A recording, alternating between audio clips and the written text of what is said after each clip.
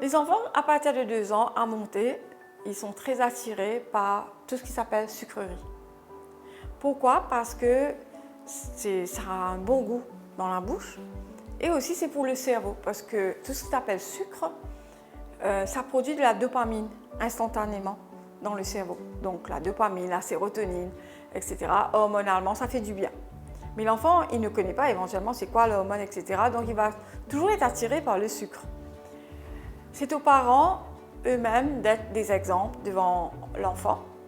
Les parents doivent vraiment couper leur propre consommation de sucre pour que l'enfant, lui aussi, ne retrouve pas ces choses-là dans la cuisine.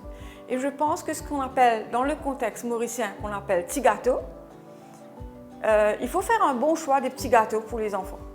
Le petit gâteau peut facilement être remplacé par des fruits et par des crêpes fait maison, par des petits cakes fait maison. On a tout plein de recettes sur YouTube et il y a aussi des livres de recettes qu'on vend nutritionnels dans les librairies. Mais bien sûr, je comprends parfaitement qu'il y a un problème de temps. Mais si par exemple les samedis, les parents se font un devoir de faire suffisamment de cookies pour toute la semaine, c'est fait maison, c'est contrôlé, bien choisir les ingrédients, etc. Au moins, on sait qu'est-ce qu'on est en train de donner à cet enfant-là à manger.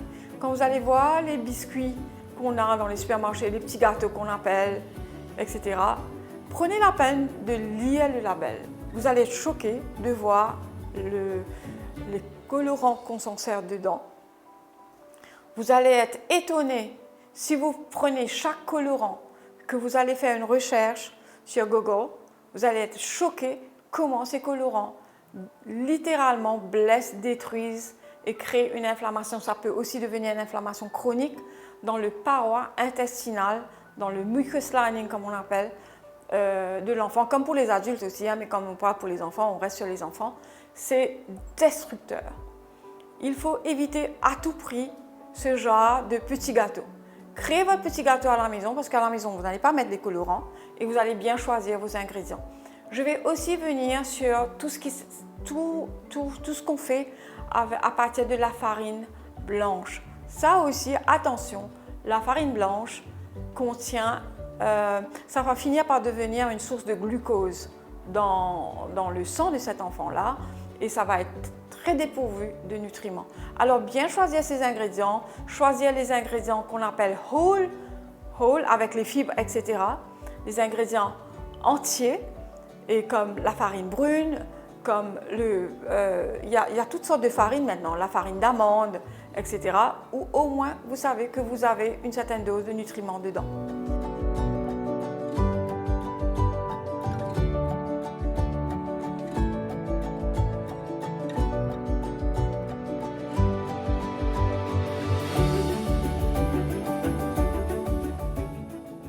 Alors oui, j'encourage vraiment les parents à se mettre à la cuisine et à faire les petits gâteaux à la cuisine.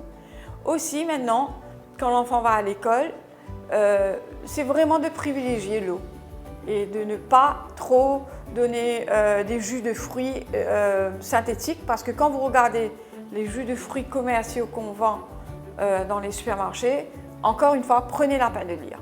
Vous allez être étonné que vous aurez payé un brick de jus de fruits peut-être à partir de 80 roupies, voire 90, voire 100 roupies.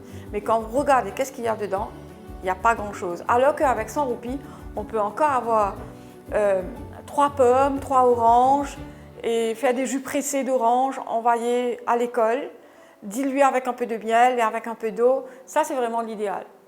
Aussi, quand vous envoyez la nourriture dans le petit lunch bag à l'école pour l'enfant, c'est autant que possible d'éviter le plastique. Bon, je sais qu'il y a la question de danger. Si on met la nourriture dans un conteneur en verre, ça risque de se casser. Mais là, les parents, il faudra être créatif. Essayez d'attacher le récipient en verre avec un torchon, etc., afin que ça ne se casse pas. Et aussi, le plastique, si vous insistez à mettre la nourriture dans un conteneur en plastique et l'eau ou le jus dans un conteneur en plastique, bien faire le choix que ce soit le BPA free. Alors, si vous voulez savoir c'est quoi le BPA, c'est un produit chimique très très nocif.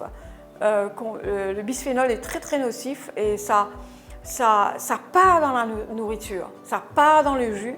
Et attention, ça peut, sur la longue durée, être un facteur causateur de cancer.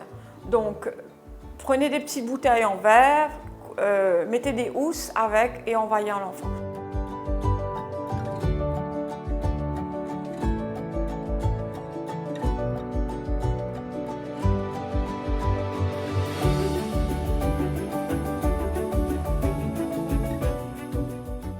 Je vais aussi toucher au récipient dans lequel on cuisine le repas, à la maison, en famille et pour les enfants.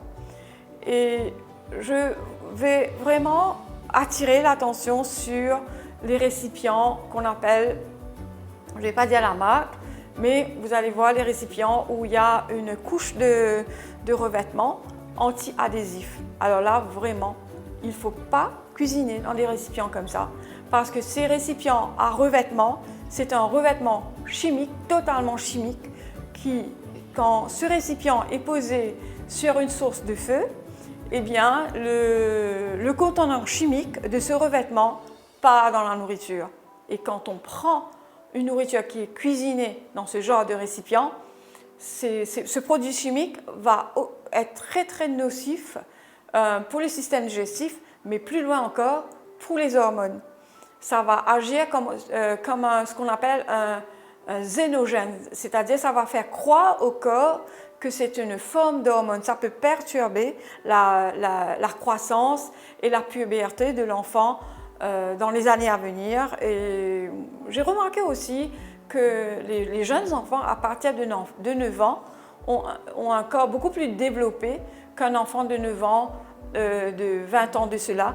C'est en grande partie causé par bien sûr la nourriture que l'enfant mange, mais aussi par les produits chimiques qu'on trouve dans les conteneurs en plastique, mais aussi les produits chimiques qu'on trouve dans les récipients dans lesquels on cuisine. Alors vraiment attention.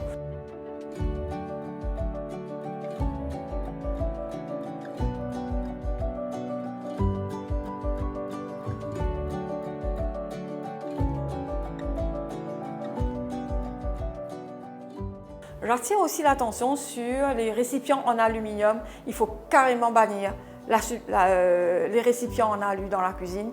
L'alu est un métal le plus léger qu'on trouve et quand on cuisine, il y a des couches d'aluminium qui partent dans la nourriture et qui arrivent dans le sang.